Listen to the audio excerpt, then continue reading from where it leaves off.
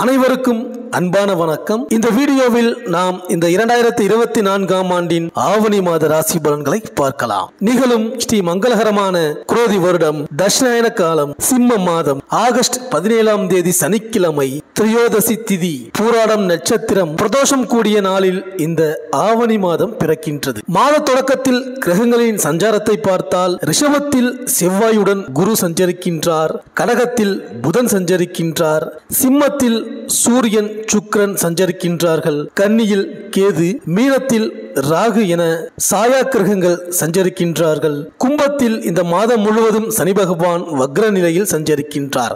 ஆவணி மாதத்தில் சூரியன் சிம்ம ராசியில் சஞ்சரிப்பார். இதனால் இந்த ஆவணி மாதத்தை சிம்ம மாதம் என்று அழைக்கிறார்கள். ஆடி போய் ஆவணி வந்தால் அத்தனை நன்மைகளும் தேடி வரும் என்பது ஆன்றோர் வாக்கு. ஆவணி மாதம் சிவபெருமானை வணங்குவதற்கு ஏற்ற மாதமாக திகழ்வதால் திங்கள் வியாழன் ஆகிய கிழமைகளில் சிவபெருமானை வழிபட்டால் நல்ல பலன்களை பெறலாம். ஆவணி மாத செவ்வாய் வெள்ளிக்கிழமைகளில் சுமங்கலி பெண்கள் மங்கள கௌரி விரதம் இருந்து பராசக்தியை வழிபடுவார்கள். இது மாங்கல்ய பலத்தை அதிகரிக்கும். ஞானம் போற்றும் வாழ்வு அமைய வேளமுகத்தானை விரதமிருந்து வழிபட உகந்த மாதமாக இந்த ஆவணி மாதம் விளங்குகின்றது. மற்ற மாதங்களில் வரும் சதுர்த்தியை நாம் சதுர்த்தி என்று மட்டுமே சொல்கிறோம். ஆனால் ஆவணி மாதம் வரும் சதுர்த்தியை மட்டும் விநாயகர் சதுர்த்தி என்று அழைக்கின்றோம். அன்றைய தினம் அருகில் இருக்கும் சிவாலயத்திற்கு சென்று அருகம்புல் மாலையிட்டு கணபதியை வழிபட்டால் அவர் பெருகும் பொன்னை அள்ளி பெருமையுடன் நமக்கு தருவார். இந்த ஆண்டிற்கான விநாயகர் சதுர்த்தி திருநாள் ஆவணி மாதம் 22ஆம் தேதி 7/9/2024 சனிக்கிழமை அன்று வருகின்றது. அன்றைய தினம் பிள்ளையாரை வழிபட்டால் எல்லா பாக்கியங்களும் நமக்கு கிடைக்கும். எங்கே எப்போது கூப்பிட்டாலும் கும்பிட்டாலும் காட்சி தருபவர் பிள்ளையார். மஞ்சள் பொடியிலும் காட்சி தருவார், மாட்டு சாணத்திலும் காட்சி தருவார். வீட்டிலும் வழிபாடு செய்யலாம். விக்கிரகம் வைத்திருக்கும் ஆலயத்திற்கு சென்றும் வழிபடலாம். ஏழரை சனி, அஷ்டமத்து சனி, அர்த்தாஷ்டம சனி ஆகியவற்றின் பிடியில் சிக்கியவர்களுக்கு அருள் கொடுப்பவர் ஆணைமுகன். அவருக்கு எள்ளுருண்டை நைவேத்தியம் செய்தால் சனி பகவானின் பாதிப்பில் இருந்து விடுபட இயலும். எனவே அருகில் இருக்கும் சிவாலயத்திற்கு சென்று அங்குள்ள ஆணைமுகனை வழிபடுங்கள்.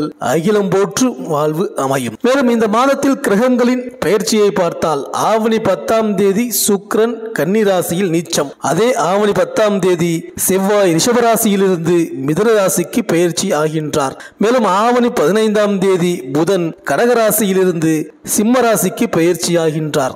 சிம்மத்தில் சஞ்சரிக்கும் சூரியனும் கும்பத்தில் சஞ்சரிக்கும் சனியும் நேருக்கு நேர் பார்க்கின்றார்கள். பகை கிரகங்களின் இந்த பார்வையினால் உங்கள் ராசிக்கு இந்த மாதம் என்னென்ன பலன்கள் கிடைக்கப் போகின்றது, நீங்கள் செய்ய வேண்டிய பரிகாரங்கள் என்ன என்று இந்த வீடியோவில் பார்க்கலாம். செவ்வாய் பகவானை ராசிநாதனாக கொண்ட விருச்சிக ராசி அன்பர்களே, இந்த ஆவணி மாத கிரக நிலைகளை ஆராய்ந்து பார்க்கும் பொழுது உங்கள் ராசிக்கு இந்த மாதம் மிக அருமையாக ஆரம்பித்து பிரமாதமான நிம்மதி வளர்ச்சிகளை தந்த பின்பு நிறைவு பெறும். ஆக இந்த மாதம் முழுவதும் எதன் பொருட்டும் கவலை ஏற்படாது. நீங்கள் ஈடுபடுகின்ற விஷயங்கள் அனுகூலமாக முடிய போகின்றது. பொருளாதார வகையில் அடைந்து வருகின்ற ஒட்டுமொத்த சிரமமும் முடிவுக்கு வரும். தீர்க்க முடியாத சிக்கல் ஒன்றை தீர்த்து விடுவீர்கள். அதோடு இந்த மாதத்தில் உங்கள் ராசிக்கு யோகாதிபதியான சூரியன் ஆட்சி நிலைமையில் அமர்ந்திருக்கின்றார். மேலும் உங்கள் ராசிக்கு 7ஆம் இடத்தில் குரு செவ்வாய் இணைந்து அமர்ந்து ராசியை பார்க்கிறார்கள். லாப ராசியில் கேது பகவான் அமர்ந்திருப்பது உங்களது முயற்சியில் ஏற்பட்டு வரும் பெரும்பாலான தடை தாமத இடையூறுகளை முறியடிக்கின்ற அமைப்பு. வாழ்க்கை துறை ஸ்தானாதிபதியான சுக்கிரன் அதிர்ஷ்டமான அமைப்பில் சுழல்கிறார். இதனால் மனைவியின் இல்லத்திலிருந்து திடீர் பணம், பொருள் வரவு, சொத்து, கட்டிட சேர்க்கைகள் உண்டாகும். குடும்ப சுபிட்சம் இரட்டையாக உயரும். அன்றாட வருமான பாதிப்பு விலகும். உத்தியோகம், பணி, பதவி விஷயங்கள் அனுகூலத்தை தரும். கடன் கொடுக்கல் வாங்கல் சிக்கல் முடிவிற்கு வரும். நிலுவையில் உள்ள ஊதிய பென்ஷன் தொகைகள் 2வது வாரம் முடிந்த பிறகு கைக்கு வரும். வாரிசுகளின் நலன் பொருட்டான முயற்சிகள் நன்மையில் முடியும். 3வது வாரம் முழுவதும் அதிகப்படியான பயணங்கள் இருக்கிறது. இளம் வயது இருபாலருக்கும் திடீர் திருமணம் கைகூடும். அக்கம் பக்கத்தாரால் ஏற்பட்டு வருகின்ற கோர்ட், காவல்துறை, பஞ்சாயத்து விஷயங்கள் 3வது வாரம் சாதகமான முடிவிற்கு வரும். இந்த மாதம் வியாழன், சனி மற்றும் அமாவாசை பௌர்ணமி தினங்களில் கோலாகலமான உயர்வு மாற்றங்களை ஏற்படுத்தும். பெரும்பாலான இலக்குகளை பூர்த்தி செய்து பல மாதங்களாக நீடித்து வருகின்ற பொருளாதார பற்றாக்குறையை சரி செய்து பொன்பொருள் ஆடை ஆபரண சேர்க்கையையும் வசதி அந்தஸ்து உயர்வுகளையும் ஏற்படுத்த போகின்றது.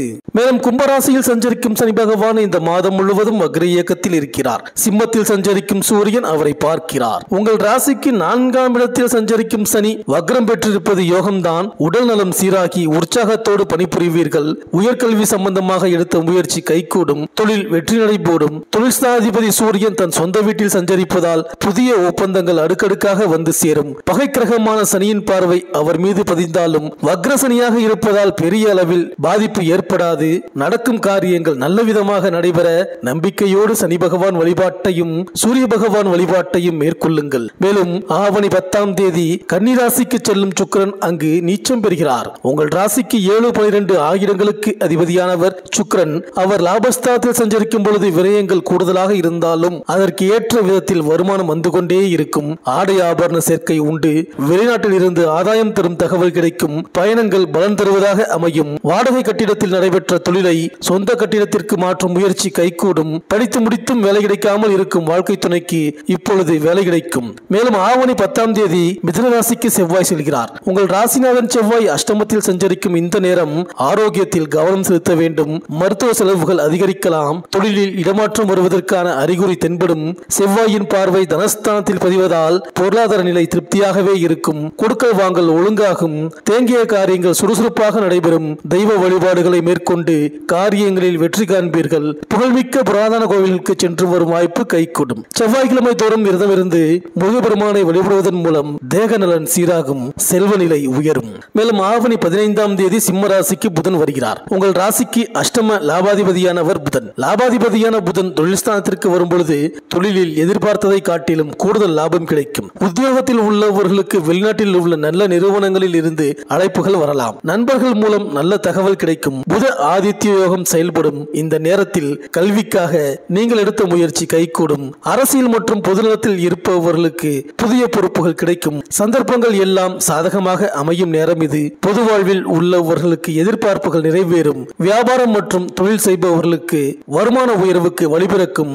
உத்தியோகத்தில் உள்ளவர்களுக்கு ஊதிய உயர்வு பற்றிய தகவல் வரலாம். கலைஞர்களுக்கு புதிய ஒப்பந்தங்கள் வந்து சேரும். மாணவ மாணவிகள் முன்னேற்ற பாதையில் அடியெடுத்து வைப்பீர்கள். பெண்களுக்கு வருமானம் திருப்தி தரும். வருங்கால நலன் கருதி நீங்கள் எடுத்த முயற்சியிலும் வெற்றி கிடைக்கும். இந்த விருச்சிக ராசி விவசாயிகளுக்கு புதிய உற்பத்தி நிலங்கள் வாங்குவதற்கான முயற்சியில் வங்கி சார்பான நன்மை கிடைக்கும். கலைஞர்களுக்கு மறைமுகமாக சங்கடப்படுத்தி வருகின்ற போட்டி எதிர்ப்பு விஷயங்கள் முடிவிற்கு வரும். அரசியல்வாதிகளுக்கு எதற்கும் சங்கடமில்லாத சக கட்சி ரீதியான உயர்வு அனுகூலங்களை அடைவீர்கள். அனுகூலமான நட்சத்திரம் மூலம் உத்திராடம் திருவோணம் சதயம் ரேவதி பரணி ரோஹிணி திருவாதிரை பூசம் உத்திரம் சுவாதி. அதிர்ஷ்டமான நாட்கள் ஆங்கில தேதியில் ஆகஸ்ட் 17, 19, 20, 21, 24, 26, 28, 31 மற்றும் செப்டம்பர் மாதம் 1, 3, 4, 6, 8, 9, 11, 14, 16. இந்த மாத செவ்வாய்க்கிழமை தோறும் ஸ்ரீ செவ்வாய் பகவானுக்கு பரிகாரம் செய்து வழிபட்டு வாருங்கள். இந்த விருச்சிக ராசி அன்பர்களுக்கு இந்த ஆவணி மாதம் அனைத்தும் நன்மையே நடக்கும்.